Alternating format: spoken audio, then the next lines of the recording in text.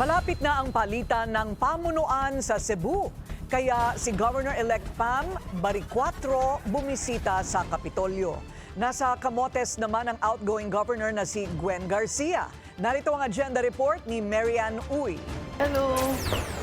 Umaga kanina sa unang pagkakataon bumisita si Governor-elect Pam Baricuatro sa Legislative Office ng Kapitolyo. Sinalubong siya ni outgoing Vice Governor Hilario Davide It's a III. pleasure to meet you here in your office. Mabilis lang ang pag-uusap ng dalawa pero masaya ang incoming governor sa mainit na pagtanggap sa kanya ni Davide. There has to be good collaboration, no, between the legislative and the executive. I hope to be able to accomplish that kind of relationship.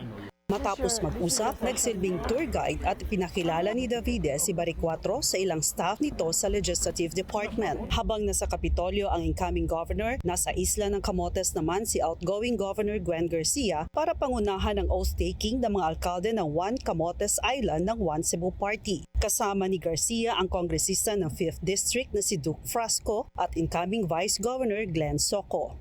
We are very proud of our congressman and Deputy Speaker who also took a stand og siya karon gidayeg sa kadaghanan sa tibuok Pilipinas, Deputy Speaker Duke Frasco.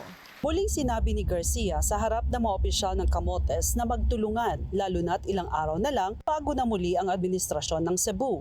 Pipila na lamang kaadlaw mahumana ang akong termino ug mosulod ang bag-ong administrasyon.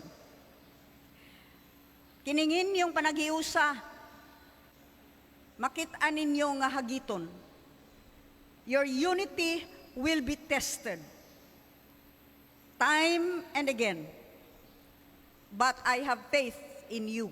Isang linggo bago siya aalis sa pwesto, pinarangalan ng Cebu Provincial Board si Governor Gwen dahil sa kanyang dedikasyon bilang public servant. Sa July 1, itinakda ang inaugurasyon ni Baricuatro sa Kapitolyo. Para sa agenda, Mary Ann Uy, Billionaire News Channel, Cebu.